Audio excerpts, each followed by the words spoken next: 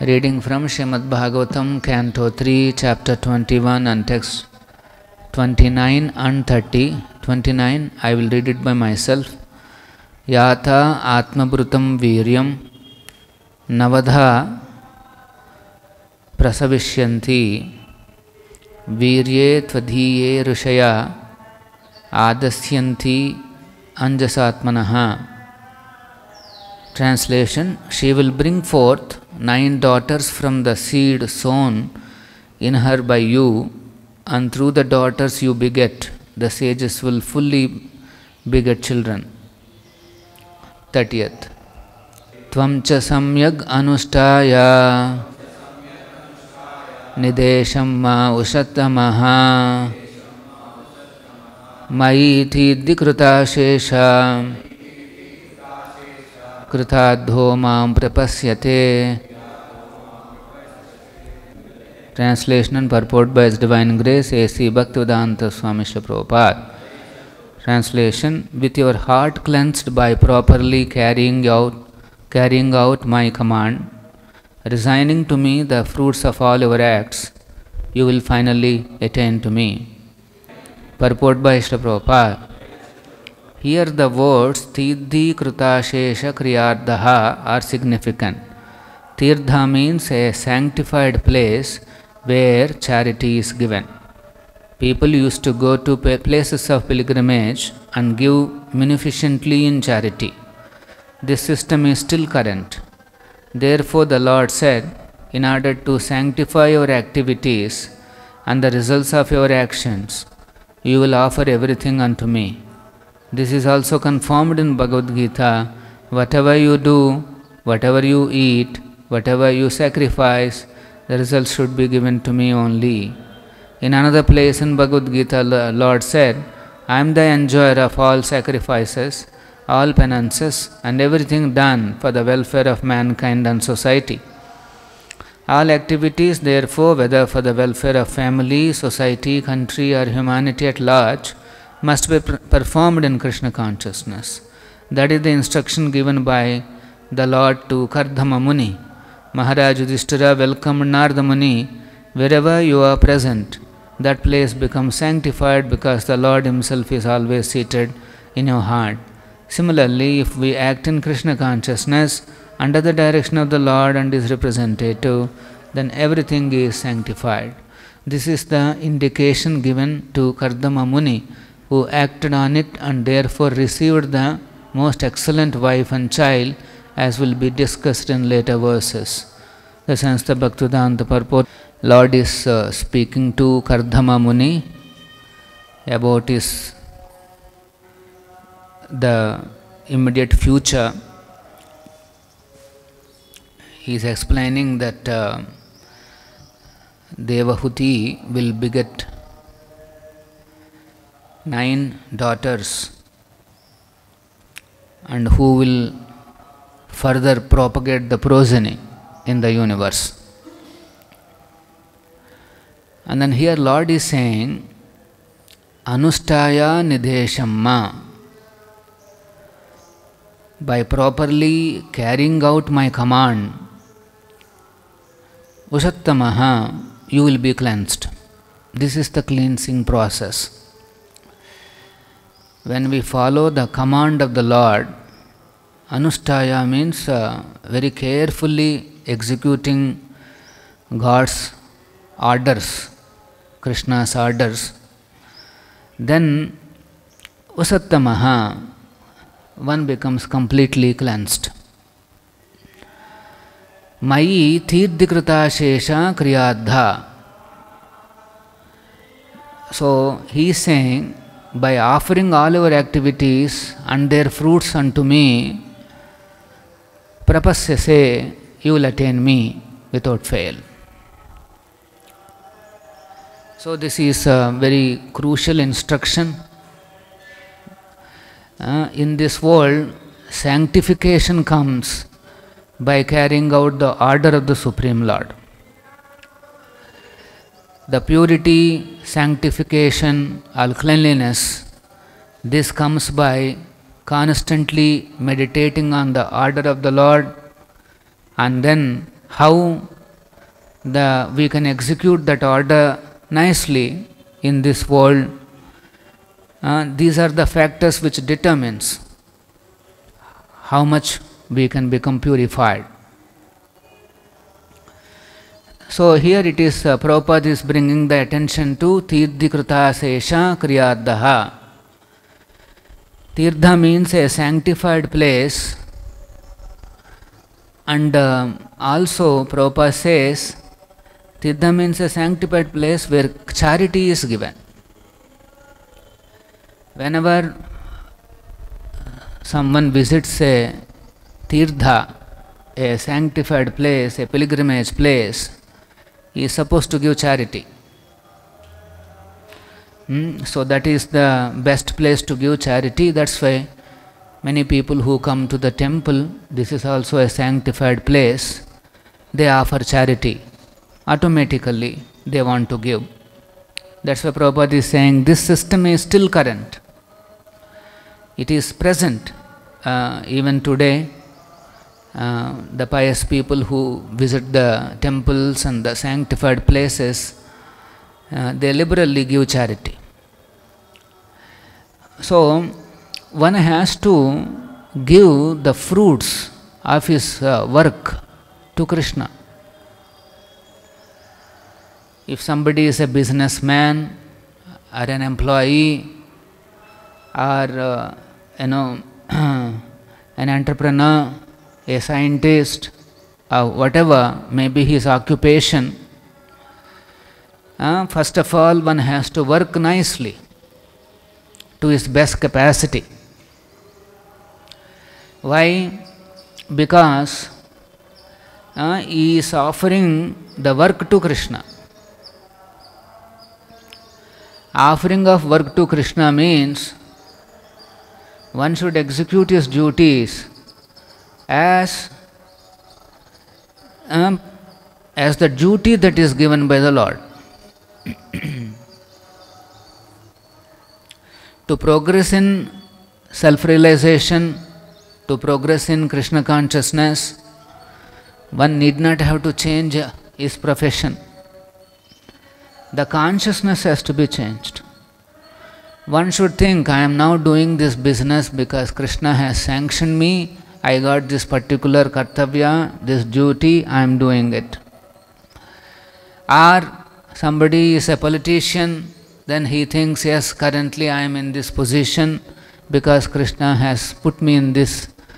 He is the one who has sanctioned this particular kartavya to me. Like that, every person should connect his existing, the current kartavya, his duty, as God's order. He has to work for Krishna in the same duty, but in the consciousness he knows my ultimate boss is Supreme Lord. And so he works like that.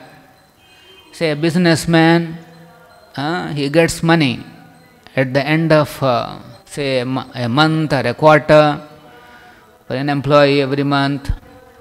So then when he gets them, those results should be offered to Krishna. Now how much to offer in these results? Actually 100%. All the results belong to Krishna. For example, if somebody is doing business, he will have 1,000 people working under him, let us say. And all the 1,000 people are working very hard and they all combinedly make a profit. Say 1 crore profit is there. The money has come. Now whom that money belongs to? Those hard-working people or to the owner? The owner, he is the one who gets that 1 crore. Similarly, we are all working actually in Krishna's establishment in this world. He has made an organization. This world he is having organizational structure. Krishna conceived this world as an organizational structure. So naturally there is an organization in this nature, we can see. That is Krishna's creation. And in this organization, we are all being given some roles. But this organization is actually like a prison organization. Inside the prison also there is an organization, but the work is not very pleasing. Anyway, so everyone is been given a unique duty and responsibility. Everybody is uniquely contributing to the establishment of this world. There is no question of equality here. Somebody is doing some work and I am also equal to him, or everybody is equal, everybody should do the same, they should get the of course equal opportunities are there to grow, but then everybody cannot be equal. Everybody is unique. They have been given a unique opportunity to serve in a particular way. That service he should do to his best capacity nicely. And then in the end, whatever result comes, that automatically belongs to God. That's why Krishna says, Ma phaleshu, the phala is not yours. Then whose phala? This is all Krishna's.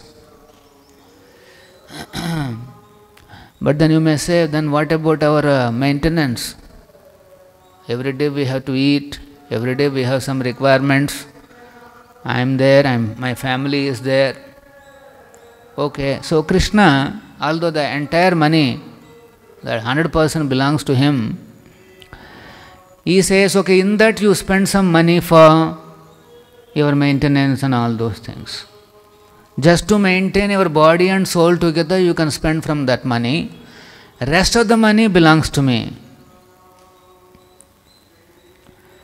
And that money should be used for my purpose.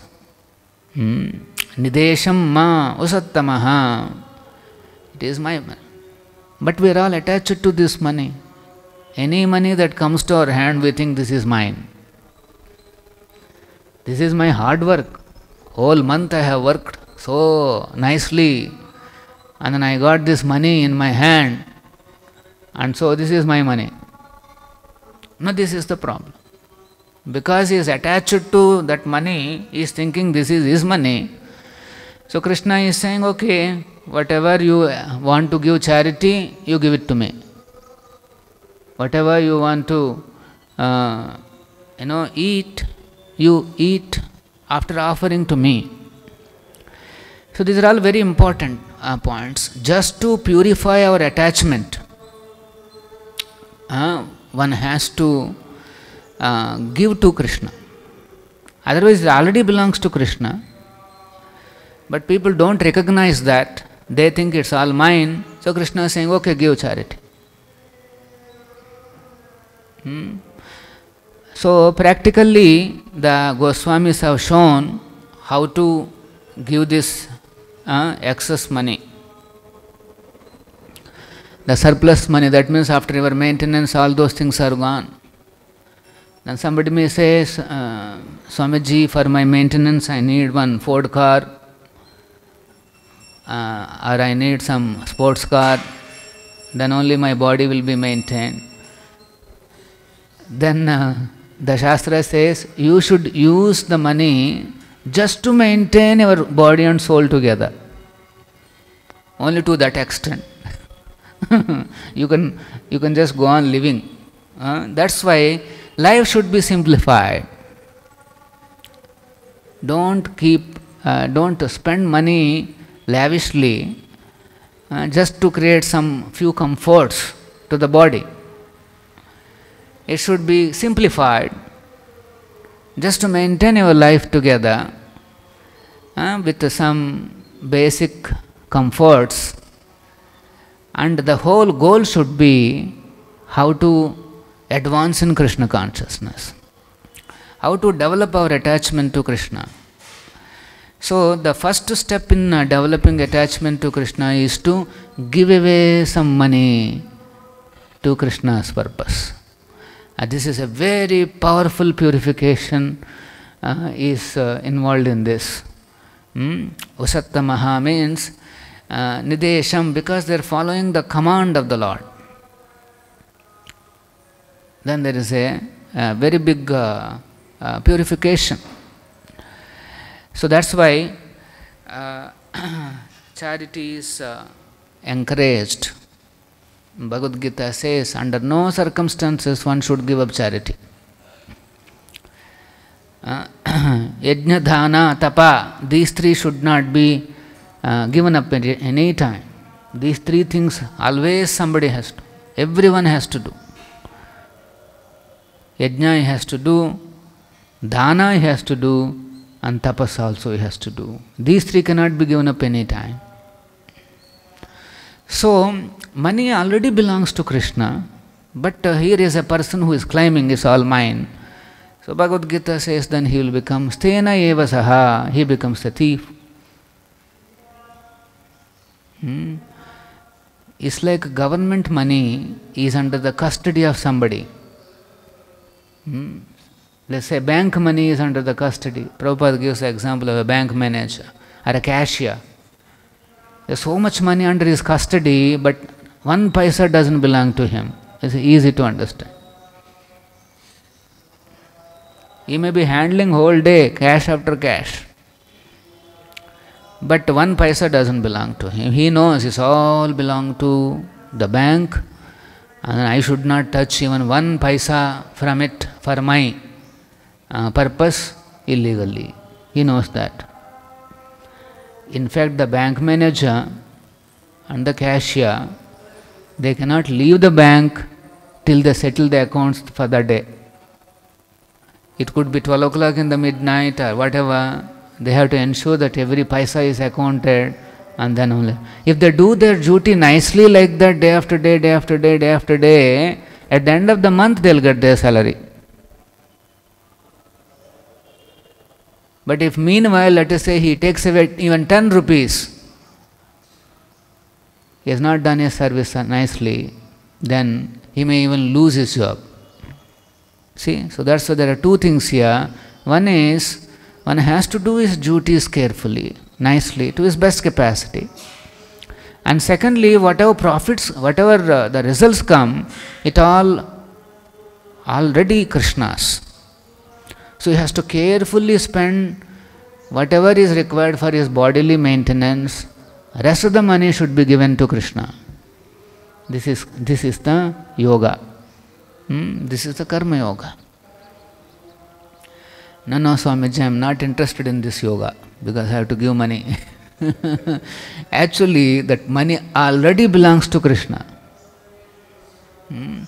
So sometimes people say, I give this money to my family, my children, my everybody, and then I'll just chant Hare Krishna.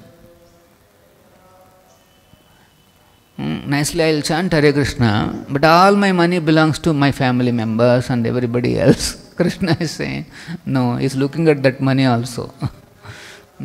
Krishna has kept an eye.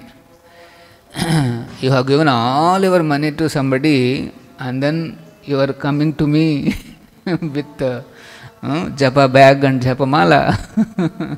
That is also good, but actually, actual bhakti means one should know that all the results belong to Krishna.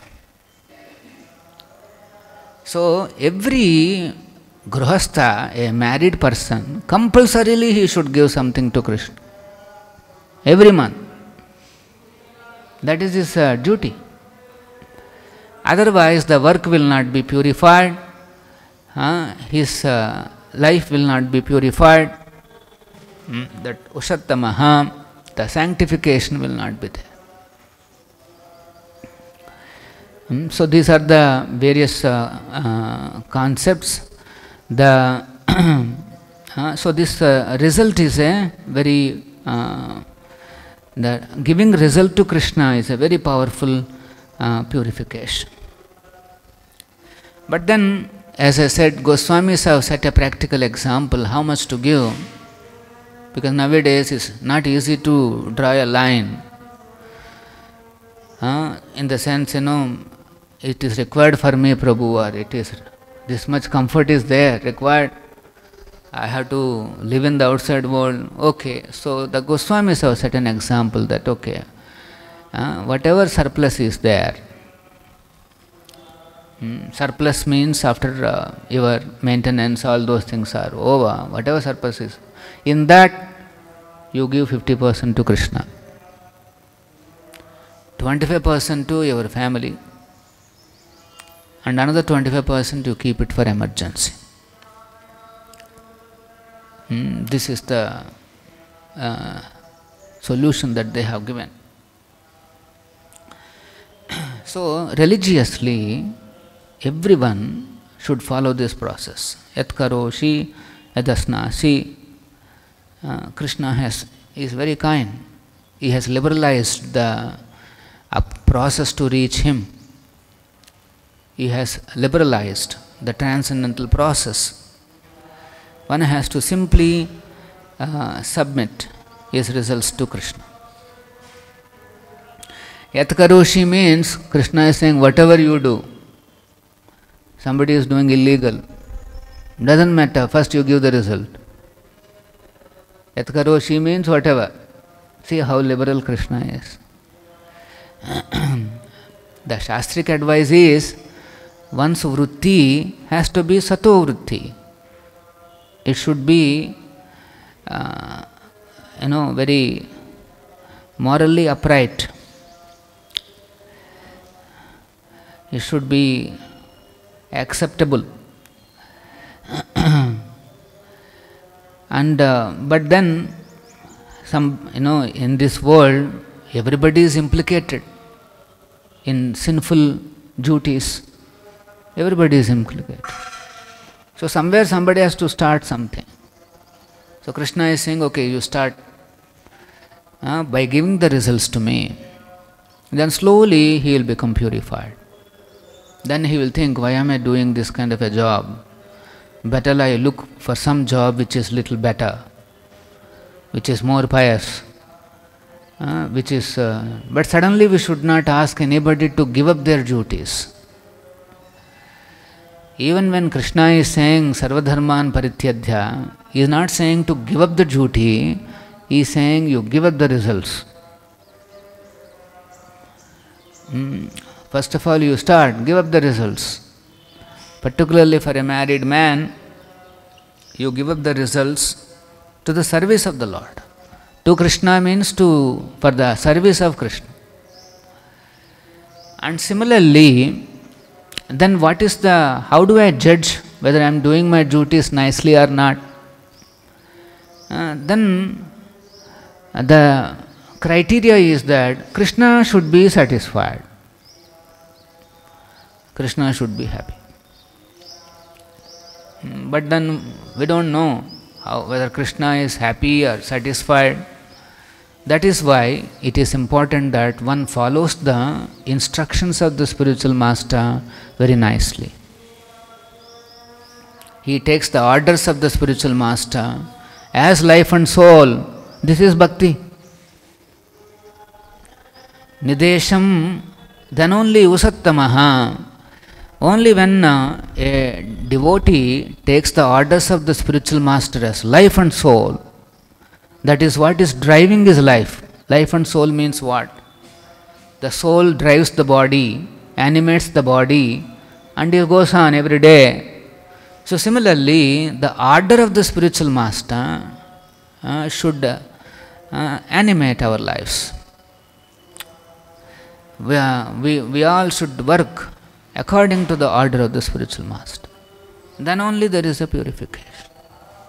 And after receiving the order, one should execute those duties nicely, without attachment to the results.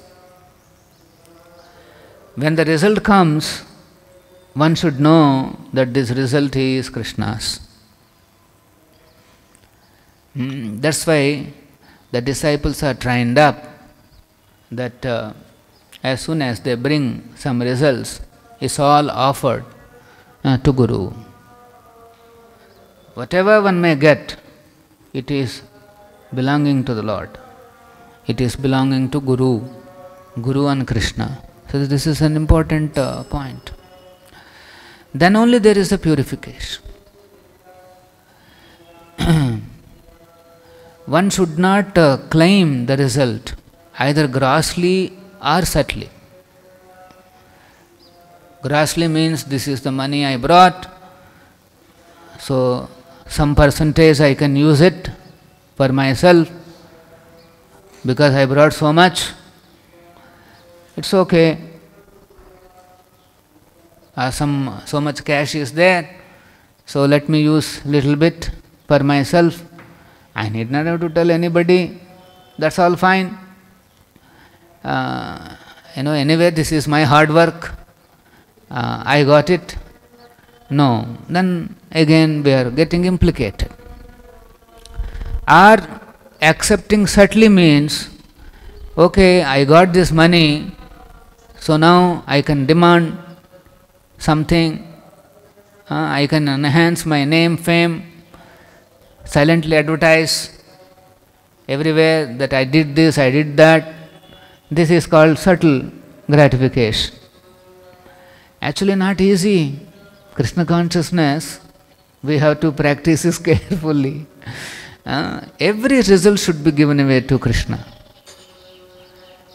And then Krishna decides how much the devotee should be recognized. If some recognition comes, that is Krishna's blessing on the devotee. The devotee is not working for it, but Krishna may give that. This is the secret of our. We simply work for Krishna's pleasure under the orders of the spiritual master, and then it is up to Guru and Krishna how they want to use the result or give the result. This is the scenario. So that's why here he is saying Kriyardho Mam Prapasyase. One has to offer all the results to Krishna. Then Prapasyase, one will attain the Lord without any problem. So this is the essence of this shloka. Under the order of the spiritual master, one should work very nicely, and then when the result comes, he should offer it to Krishna. Both gross and subtle and everything, all kinds of results should be kept at the lotus feet of the Lord. And if there is little prasadam, then that can be enjoyed by the devotee. This is the essence of the shloka. Any questions? Srila Prabhupada ki jai, Srimad Bhagavatam ki jai.